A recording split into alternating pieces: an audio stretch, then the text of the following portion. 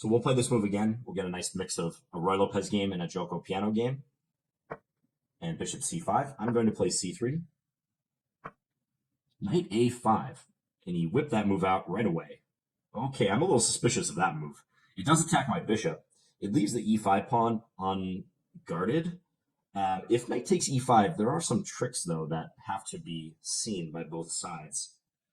There's also possibilities. So let's say I do play knight takes e5. Then my knight is being used to defend my bishop. Queen g5 might be an interesting move there, attacking my knight and also the pawn on g2. Moreover, there's possibilities like knight takes e5, maybe queen f6, or, well, I guess queen f6, I have pawn d4, or bishop takes f2 check, king takes f2, and then queen f6 check. I guess I have queen f3 in that case. But knight takes e5, you have to watch this trick, because sometimes queen g5, and that's a move I'm especially worried about if I play this.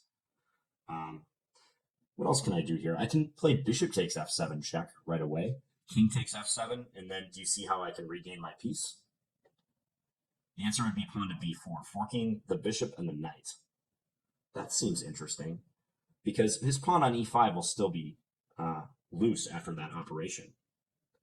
But notice how I'm pausing here, just time management-wise. I've been surprised with knight a5. I don't just want to instinctively retreat my bishop or something, because I might have tactical opportunities here. And I think I'm going to go for this line. I'm going to take on f7, and then after he recaptures, I'm going to play pawn b4. Because I know that will guarantee me the piece back. Also, e5 is weak, and his king has been exposed. So I like where this is heading.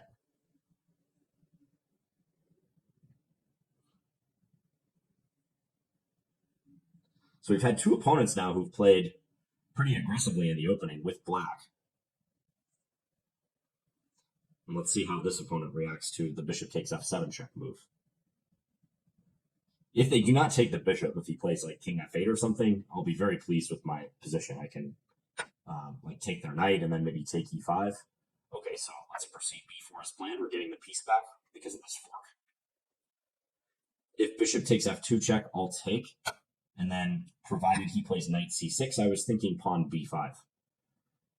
Try to boot the knight away from guarding the e5 pawn. Well, queen f6. Not a good move. I mean, rather than retreating his attacked knight, he tries to pin my knight, but there's no follow-up to the pin on the knight. I can just make this piece. Now, last video, we didn't get so much of it. I really got to say, the opponents in my last video played pretty well overall in the 4 games that I played at the 1200 to 1400 level. So you didn't get a sense of it in that video, but what I was going to say is that players will still be dropping pieces quite often here, and they'll be making 1 and 2 move errors. And as you're seeing already in these first 2 games I played this situation, that's the case. I played rook f1 in order to allow myself to castle my hand. So now I'm going to play my king back to g1 and take a look at his queen and his king. They're both juxtaposed along the f file. And already I'm threatening stuff like knight takes e5 check, discovered attack on the queen here. He is pinning me, so I do have to watch that. On the previous move, instead of king g1, queen b3 check was another move I could have played, attacking the king and also the pawn on b7. But I'm up a piece. I think the only questionable thing was my king safety, so I just decided to get out of the way. Okay, king e7, that makes a lot of sense. He just sidesteps f-file stuff. Also, he sidesteps queen b3 check. I could try to play d4, open the center, and then if pawn takes bishop g5, pinning him. That looks pretty good, although he could play queen takes g5 then, and I would take with my knight. He would take our queen. That line's probably good for me. I noticed queen b3 is also a pesky move that I can try. Let's play that move. Kind of neglecting my queenside development, but I think it's justified because we are ahead a piece and we've done well with our last couple of moves to secure our king, and now we're creating a threat. So my plan is to play queen b3, attack his pawn, and presuming he defends the pawn, let's say with a move like rook b8, I was going to play d4 then. Okay, instead he decides to go on the counterattack, queen g6, threatening this pawn. What if I take b7? Because that would defend this pawn. I think that looks pretty good. Let's take b7. There's ideas he has with bishop h3 trying to pin our g-pawn, but they seem to come up a little short. Okay, knight f6. You know, I like what he's doing. I think he's doing the right thing. He's trying to get back in the game by investing further material. I think he senses that if he proceeds as normal, he's going to lose this game. So he's trying to complicate my task by offering some tasty material. So like I can take on c7, but I suspect he's going to block with his knight or his bishop. But still, this is a free pawn with check, so we should probably take it. I just don't want to get too far behind with my queenside development. That's my only concern. Also, my queen is a little bit of a concern. I shouldn't dismiss that either. Here I'm looking at some tactical possibilities like knight takes e5 because he is pinned with his knight. So like knight takes e5, d takes e5, bishop a3 check is a little tempting. And then if king e6, I would have queen d6 mate. However, knight takes e5, d takes e5, bishop a3 check. He has king e8. And I don't see a win there for me. Looks nice, but I don't see a win. So probably something like d4 just makes sense here. Also, I could maybe bringing my queen back is the easiest of all. Yeah, that might be the safest thing to do. Let's just bring our queen back from the brink. We're pretty deep in black's position. We've raided a couple pawns. We're bringing our queen back in a way that also defends e4. So once we've sorted out the queen situation, then I'm going to bring my remaining pieces into the game. He plays an aggressive move, bishop h3, threatening mate on g2. I could play knight h4 in defense, which attacks his queen and simultaneously defends. I could also just play queen e2. That looks pretty good. Let's do that. So our queen is helping in the defense of g2. And then I'll probably play d3 or d4 and maybe bishop g5 check on the next move. If he can't win g2, the bishop is just kind of floating out there on h3, so I'm not concerned. He plays rook f8. Yep. Let's play d4. He's bearing down on f3 a bit, but we have that defended by our rook, also our queen. So if he takes bishop g5 check, will be annoying. Bishop g4, he brings back the pin. Okay, how to proceed? Maybe bishop e3, and then knight bd2. I can take on e5 as well, if I wanted. If I take on e5, he can take with a knight in order to assist. So what about d takes e5, knight takes e5, knight takes e5 by me? That looks pretty good. He can take our queen on e2, but then I take his queen with check. He recaptures. I could continue trading or even play rook e1 there.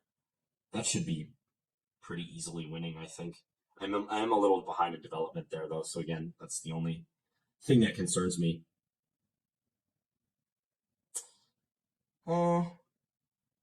Nah, I'm just going to play this solid. Let's play knight bd2. Develop a piece, defend the knight, overprotect e4. I think it's solid. Yeah, he's doubling up. Let's play bishop a3. I think we're going to have sufficient defense here. Assuming he doubles up, I can take on e5 once again. So let's say rook af8, d takes e5. He can't take with his pawn, it's pinned. So knight takes e5. I can take with my knight, and this pawn would be pinned then. Our queen is hanging, but remember, I always have knight takes g6 check. So that's useful. So I feel a lot better now that I have my knight and my bishop in the game. And my rook's connected as a result. Yeah, he played king f8, but I'm pretty sure I can just take on e5. I can't take on d6 because his queen defends that, but taking on e5 should be good. D takes e5. If knight takes e5, I just have knight takes e5 myself with the pin.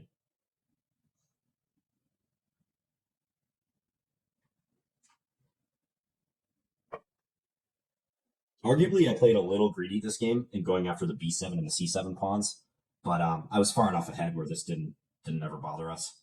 I'm going to take with my bishop, bank another pawn.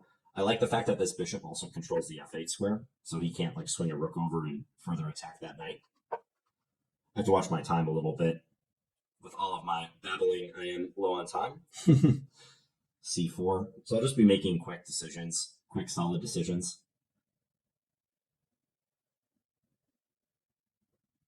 It'd be interesting to do a video on time management. I may consider doing that as a continuation of like my chess fundamentals series, for instance. Because what you're seeing here is not how I would like to spend my time, definitely. I'm talking through a lot of these concepts and it does burn up time. Okay, he's throwing that pawn down the board. Let's just do this. I think I can almost take here, but I'm just going to get out of the pen. I'll just play queen e3. He's weakening my g2 pawn a little bit. I could have tried to put a stop to that pawn advance. Now I have this move. Attacking his queen and also defending g2 and opening up queen takes h3. It's a nice resource. Probably he should have played pawn h3. Now he looks like he'll be losing further material. Yes, let's go ahead and take that guy. Bank another piece. No more mate threats to be concerned about. He trades. Let's take back. If this queen moves away, queen takes d7 is possible. Also, I have queen e6 check right here, but queen takes d7 is pretty convincing. We win another piece. Our back rank is fine. Yeah, he just resigned. Okay, so let's run through this. So I mixed in a Giuoco Piano here, and he played bishop c5, which is fine. Knight f6 is the other main option, the two knights variation, two knights defense.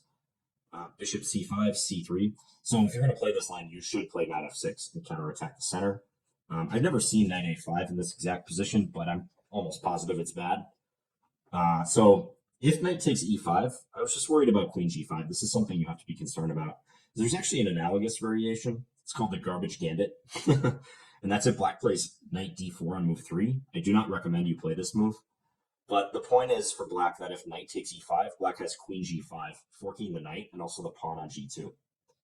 And if white continues in greedy fashion, like taking on f7, thinking, oh, this is great. I've won 2 pawns and I'm forking the queen and the rook. There's this famous line that can occur. Queen takes g2, attacking the rook on h1. Rook f1. Queen takes e4 check. All of a sudden, white is in dire straits with his king, has to block with the bishop, and then knight f3 checkmate. Kind of a smothered mate. So that just kind of flicked across my mind when he played that knight a5 move, seemingly offering up the e5 pawn. I just didn't want to run afoul of some similar idea, queen g5. And I think bishop takes f7 is fine. I think the way this turned out was pretty good for me. So here, they took on f2, realizing that they're going to lose a minor piece. So they took on f2. Taking on b4 was another option. But bishop takes f2 check, king takes f2. Yeah, and then this move was egregious, and he played it right away. You simply have to play knight c6 here, or knight c4 at the very least. Although knight c4 runs into maybe queen b3. Could be some complications of d5, but you have to move the knight. I mean, there's no other real good move. I think on either knight c4 or knight c6, I will win the e5 pawn. Yeah, if knight c4, d3 might be the simplest, driving away the knight from defending e5. And if knight c6, there's b5, again, driving away the knight from e5. But queen f6 just gives a piece for no good reason. So, yeah, players even this high are not immune to blundering pieces. So these first 2 games I've won because I banked early material and I never got back in the game. I do like his strategy, though. I think he did a good job of sufficiently complicating the game to at least have some fighting chances. So in a non-blitz game, I mean, black would almost certainly lose this every time, even against players around their own rating. They'd be a heavy underdog from here. But in a blitz game, what he did is not bad. He gave me 2 more pawns. Black's already down like a piece, so he doesn't care about pitching a couple more pawns for an initiative. But in the process, he sped up his development, and he got coordinated a lot faster than I did. I was able to parry the threats, but I had to be somewhat careful, and as you see, my queenside pieces took a while to get in the game. I don't know. I think grabbing the pawns is fine. If I was really concerned, though, I would just develop. I would play like d3 or d4 and try to get these guys in the game. Bishop g5 maybe soon.